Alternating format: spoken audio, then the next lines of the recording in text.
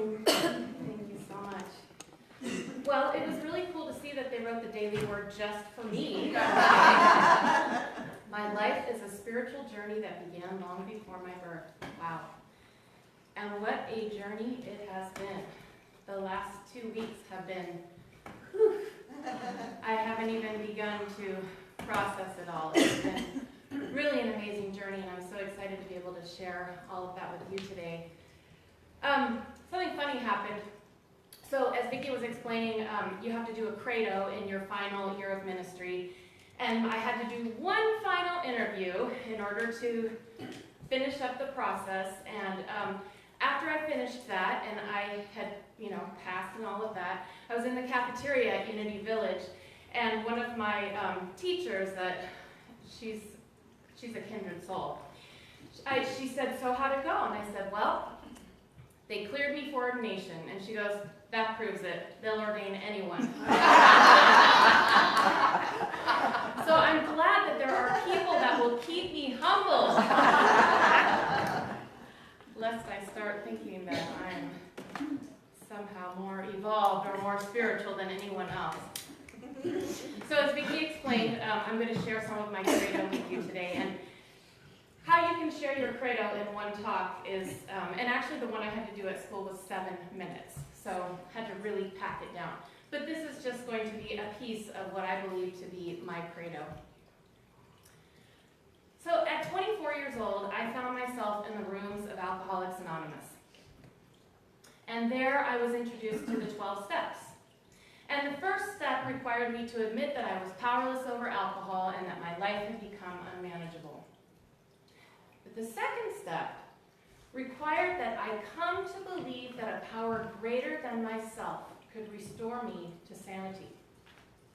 Well, at that point, I had long since stopped believing in any kind of power greater than myself.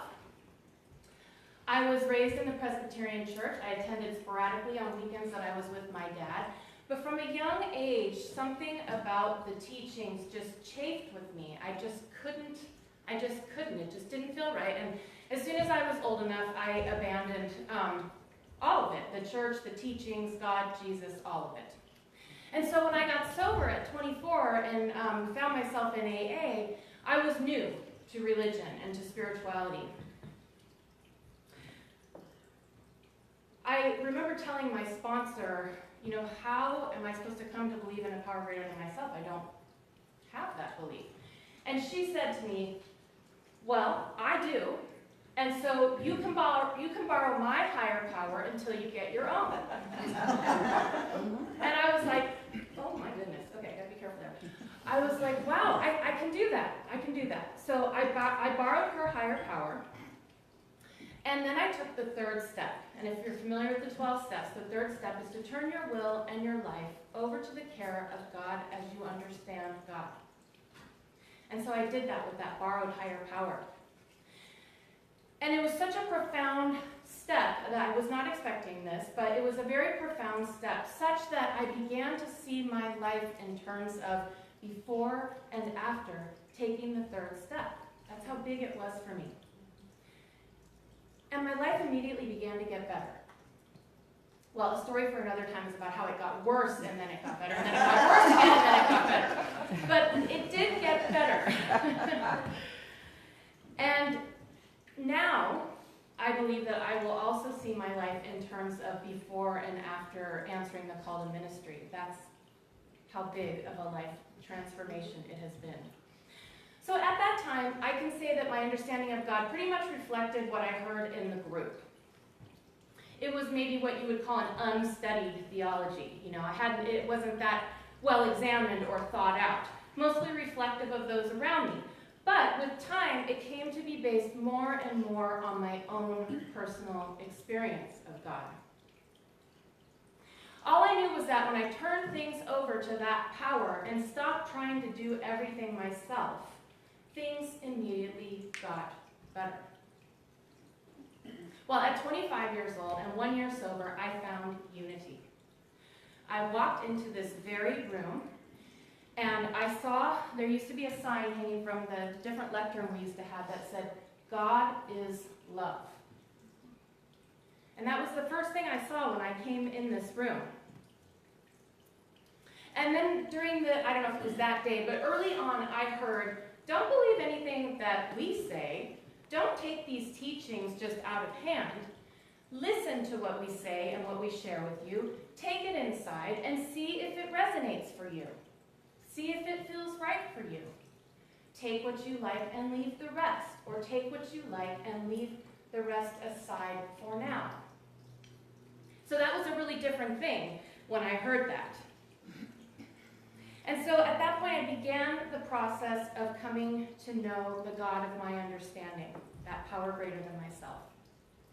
Well, 3 years ago when I began seminary, and in truth it actually started earlier than that. It started with all these classes over here with Vicki and our beloved Dan Schaefer challenging everything I thought I knew, but they had a plan there. No one knew what it was, but there was something close. So when I started seminary, I was pretty much thrust into a theological disarray. Vicki's nodding because she's been there. And so everything that I thought I believed was taken apart, examined, deconstructed, analyzed, and just ad nauseum, right? And that was a pretty uncomfortable process at times. The other thing I noticed during seminary was that sometimes I felt like my understanding of God differed somewhat from what I was hearing from some of my classmates and teachers.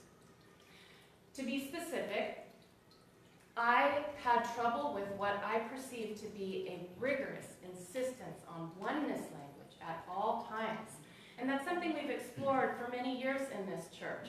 But I was surprised to find a lot of my classmates not even using the word God. One of my classmates being chastised for ending a prayer in class by saying, "Thank you, God." And so I began to see that in this new direction that a lot of folks see us going, it was not okay to anthropomorphize, and that just means to personify God in any way. Even talking about talking to God was like not okay. And this was really, really hard for me because I came into this church through AA and I got sober with the help of a close relationship with that God of my understanding. And so this language didn't resonate with me and it was very uncomfortable for me. I felt like I was really missing that intimate connection with God that had sustained me for over 20 years at that point. So I was in a bit of a theological crisis. Vicki will tell you about it if you're interested.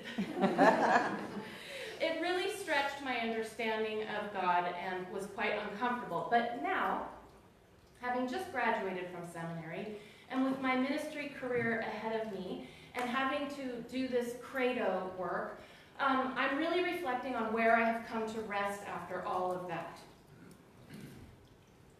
And I think that that process was ultimately helpful. It was a good process. It's always good to be pushed out of our comfort zone and question things, right? I think there can be a tipping point where one goes too far and gets really uncomfortable, but I survived that process. And I feel like I've come to rest in an understanding of God that encompasses all of it. I feel like I have a much better understanding of oneness theology and oneness consciousness, but I know now that I need that personal, relational aspect of the divine. I need to be in relationship with God. But now, this God that I have come to rest on is one that is transcendent, but also immanent. One that is God as principle, but also Father, Mother God. God as the love, the energy, the intelligence that pervades the universe, but also the beloved that knows every hair on my head. And so I could talk about it in terms of the three faces of God, which we've talked about a lot in this church, and we have now incorporated into our faith statement that we say at the beginning. So the infinite God, infinite God, intimate God, and intimate God, inner God. Inner God. The three faces of God. And so I've decided for myself that embracing oneness theology, which I can do really well up here, like I get it. But I understand now that embracing oneness theology for me does not mean I have to give up a relationship with the divine. Another part of my credo is the teachings of Jesus, and my relationship with Jesus and how that has radically transformed over the years is a topic for another talk. But in Unity, we call Jesus our way shower, our elder brother, our master teacher. And Jesus had that personal, relational understanding of God. And so I use that as my model. I like to say if it was good enough for JC, it's good enough for me, right? And so we know that in a number of places in the Bible, Jesus referred to God as Abba, which is the Aramaic word for father. And apparently it was not just father, it was a father term that indicated closeness and intimacy. So I had to do a metaphysical piece for my credo talk, so you're going to get it now. If you look up the revealing word is our book of metaphysical definitions, and you look up Abba, Charles Fillmore tells us that it means a word of endearment signifying father. It is only as we come to know our sonship, our true relation to God, that we enter into the consciousness of love and tender affiliation with Spirit, signified by the word Abba. The consciousness of love and tender affiliation with Spirit. And so I believe that this is one of the gifts of Jesus' teachings. You know, in our interfaith solstice celebration, we talk about what peace each part of the world's great religions, what peace they bring. And the Judeo-Christian tradition brings that relational understanding of God. And I believe that Jesus wanted us to be in relationship with God. And yet, the Gospel of John clearly tells us that, or reports Jesus as saying, on that day you will realize that I am in the Father, and you are in me, and I am in you. So clearly Jesus had a oneness consciousness. And so it occurs to me that maybe when you really have a oneness consciousness, it doesn't matter what you call God or how you relate to God, because it is all God. So I recently taught a class on the history of unity, which some of you took with me. We had a really good time. And it was a great way for me to remember some of the things that Charles Fillmore said and did as he was founding this movement. And so we know that he studied many different religions as he was working out in his mind what this thing was that he felt called to teach. And he studied Brahmanism, and he studied Buddhism and Emerson Transcendentalism. He studied many different religions because he was a very studious, learned man. But it got to a point where he had studied and read so many different things, and he was like, and he said his famous line, "In this Babel, I will go to headquarters." I love that, in this Babel, because referring to Babel in the Bible, right? I will go to headquarters. That means I can read all this stuff, I can learn all this stuff, but when all is said and done, I have to go to headquarters. What is it that resonates in me? What is my direct experience of God? Not what, okay, we know that it's almost impossible to describe an understanding of God. So anything we read is only pointing to someone else's experience of God at best. And we can read those things and they can help us on our journey, but ultimately, in this Babel, we must go to headquarters.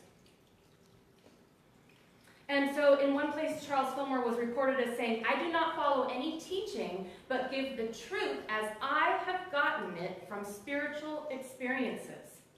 Theory has been replaced by absolute knowledge." And so Charles spent many, many hours in meditation and prayer, what he called the silence. And so the teachings and this movement was founded on his direct revelation of God. And Myrtle Fillmore's as well. And so he taught that we must experience God for ourselves. He said, don't take anything I say or any of the teachings, don't just accept them. He needed to know that you could try these things out and that they would ring true for you. Don't accept something just because someone says it. See how it fits for you. And so I can say that my mission as a minister, and as a minister here at Unity of Monterey Bay, is to help all people to come to know God's love. Where did I get that from? And that is that infinite, ever-present, all-inclusive love of God that transformed my life and that I believe can transform yours as well. So it's a God that's both transcendent and immanent, both exterior and interior. It's that universal intelligence, but it also knows the hairs on my very head. And it's an unconditional love that, if you allow it, will change you at death. It's that expansive, infinite, unconditional, all-encompassing, radical love that I believe is the good news that Jesus came to tell us. The good news that there's a reliable, unfailing, never-ending source of love that you have access to. That you have access to in any moment.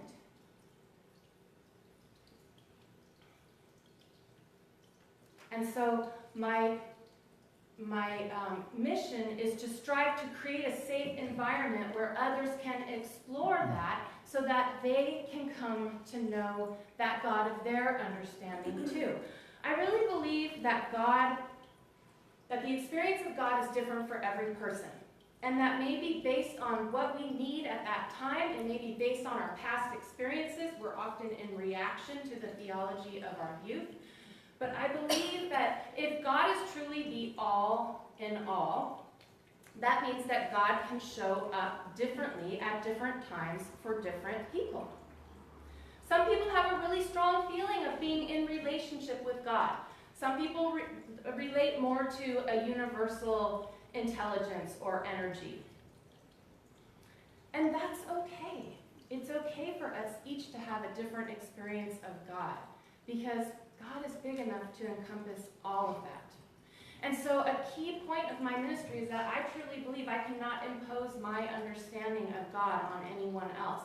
And for me, personally, that means not correcting someone's prayer language or the way they talk about God, because they are where they are at this moment, and I can't ask them to be where I am or where anybody else is. But what I can do is create a safe, loving environment where we can all continue to explore that. Because my understanding of God is not static. It will continue to change, and yours will too. And so I want to create a space where we learn to honor and respect that in one another, as well as in all other people. Respecting that understanding of God of all people. And I'm just going to end by saying that I believe that that is the truth that will set us free.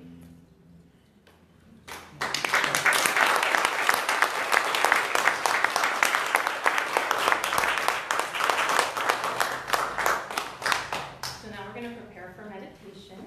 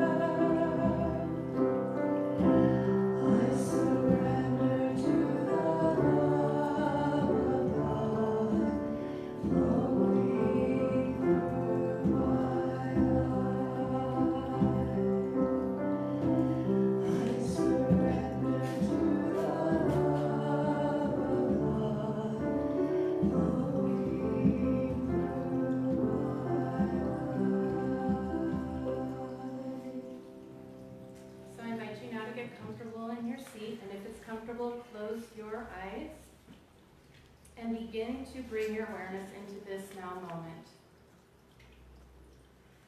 You might want to take some deep, slow breaths to bring yourself into the present. So breathing in deeply through the nose and releasing slowly. And again, breathing in slowly and deeply and releasing slowly. And you can continue to take a few more deep breaths as you're comfortable, and then allow your breathing to become normal. And just begin to bring that awareness to the center of your being.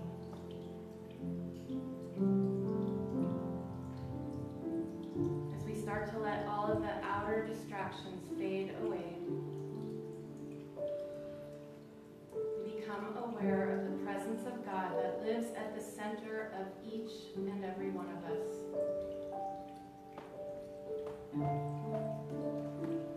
Whether you call that divine mind, Great Spirit, the all in all, the Creator,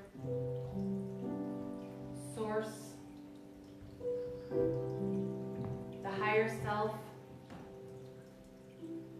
the universe, or the great I am.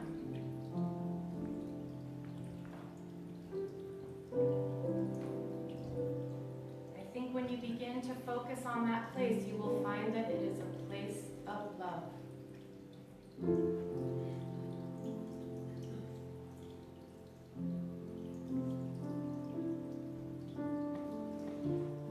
We don't need to read many books. We can have a direct experience of God in any moment.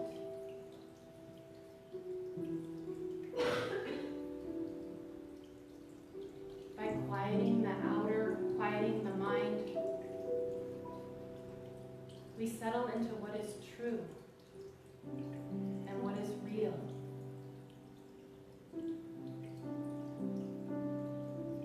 That presence of love.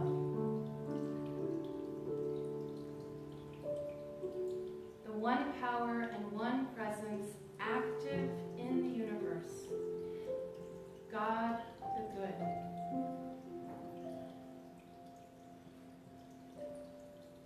Knowing that we too are created in that image of love and in that image of good.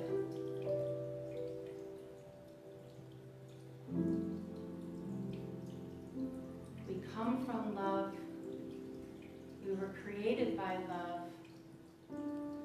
And we are love.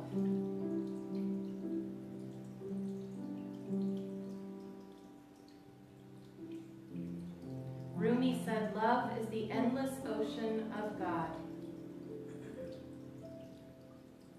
Lose your soul in God's love.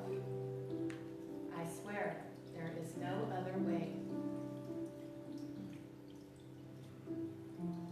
So I invite you now to open your heart and mind to the God of love, of your understanding, as we rest for a few moments in the silence.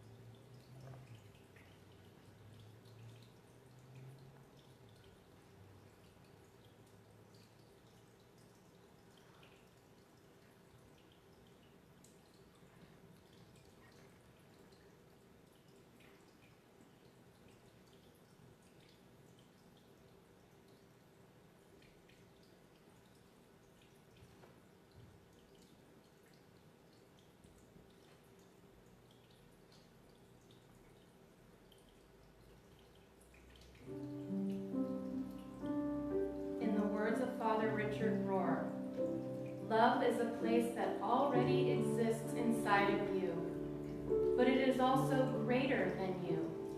That's the paradox. It's within you and yet beyond you. This creates a sense of abundance and more than enoughness, which is precisely the satisfaction and deep peace of the true self. You know you've found a well that will never go dry. Your true self, God's love in you, cannot be exhausted.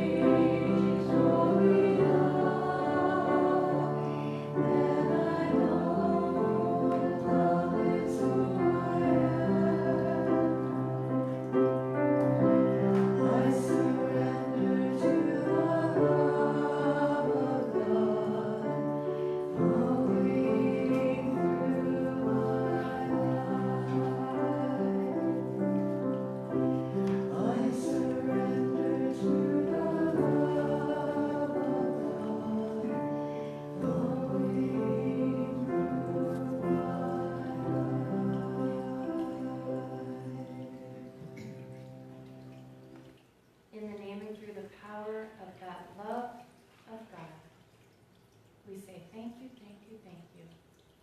And so it is.